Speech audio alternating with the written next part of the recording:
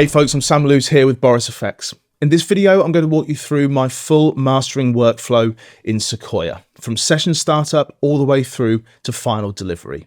This isn't going to be an exhaustive deep dive into every single feature. Instead, I want to give you a clear overview of the entire mastering process, how I set up the workspace, how I approach precision editing, how I handle sequencing and loudness, and finally, how I prepare deliverables properly. So whether you're mastering a single track or a full album, the principles are the same, and Sequoia is built to handle that entire chain inside one environment. Let's start at the beginning. When I open a mastering session, the first thing I really care about is clarity. Mastering is all about precision, so your workspace should really reflect that. One of the strengths of Sequoia is that the interface is completely modular. I can configure the layout exactly how I want it, which means I can prioritize metering, object editing, or sequencing, depending on the project.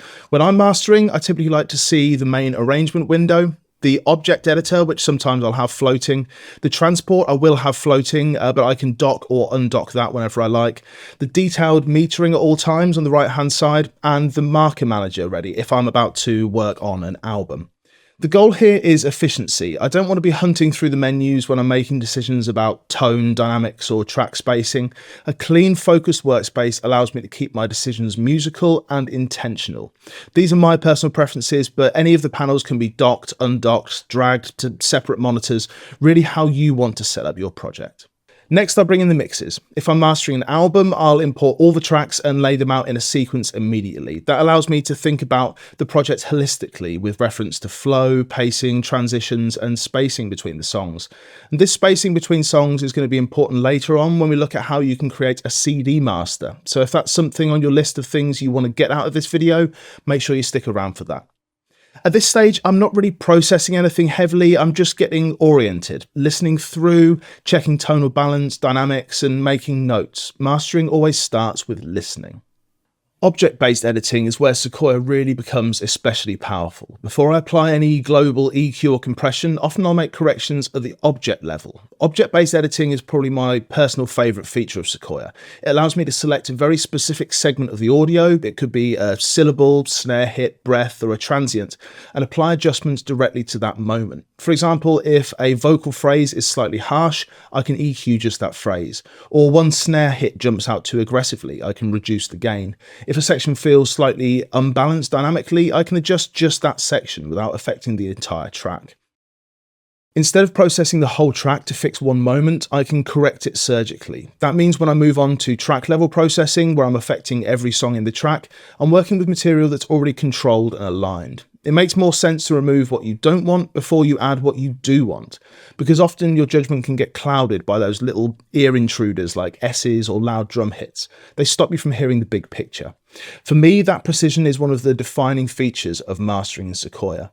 And ultimately, this is where I'm going to be making my per song processing choices, whether I want one song to have a lift in the bass or a little more compression than another.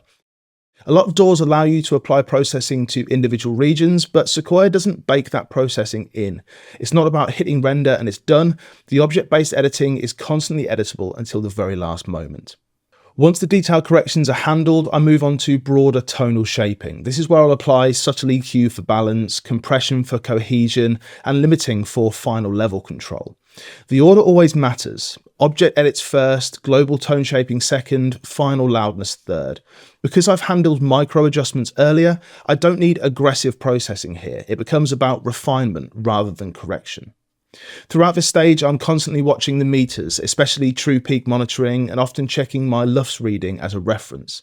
The goal isn't to dramatically change the mix, it's to enhance it, unify it, and prepare it for translation across systems. I'm not aiming for a gold standard of -14 LUFS or anything like that. That's a discussion for another day.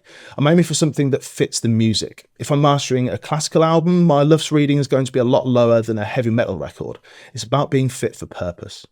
If I'm working on an album, this is where things expand beyond sound. Mastering isn't just about tone, it's also about final technical delivery. In Sequoia, I can place track markers and PQ codes, enter ISRC codes, edit CD text, add UPC and EAN codes, and confirm Redbook compatibility. This becomes essential for physical releases and proper digital distribution. In this instance, I'm actually mastering a full 3-track EP, so I need to make considerations about matching the tracks tonally and dynamically, but also I'll adjust spacing between tracks, refine fades, and listen to transitions carefully to make sure the album flows naturally from start to finish. Once everything is approved, I can generate a DDP export directly, which is still a standard format for CD manufacturing. Crucially, all of this happens inside the same environment as the audio processing. No need to drag files over to another application, which keeps the workflow streamlined. After tone and sequencing are finalized, I verify loudness and compliance. Now, Sequoia includes multiple loudness and metering tools, including LUFS metering, true peak monitoring, EBU R128, and a load more. I always tend to keep the LUFS and peak metering visible on my screen, but maybe you need something else. Well, they're right there in the presets menu for you. Different platforms have different requirements. Streaming, broadcast, CD, vinyl, they all have slightly different expectations. At this stage, I'm making sure the integrated loudness is appropriate, true peak values are controlled, there's no clipping, and that the master translates well across formats. This step ensures the master isn't just loud, it's compliant and technically fit for purpose. Once everything is approved, delivery should be seamless. Sequoia makes it easy to export multiple versions in one streamlined process using the export list in the file menu. For example, I might create a 24-bit master, a 16-bit master, multiple sample rates, clean and explicit versions, and instrumental versions, all with customizable naming conventions. This is especially helpful for larger projects where clients need multiple deliverables for different formats. Instead of rebuilding exports manually, I can manage versioning efficiently and confidently. At this point, the master isn't just finished sonically, it's finished technically and ready for release.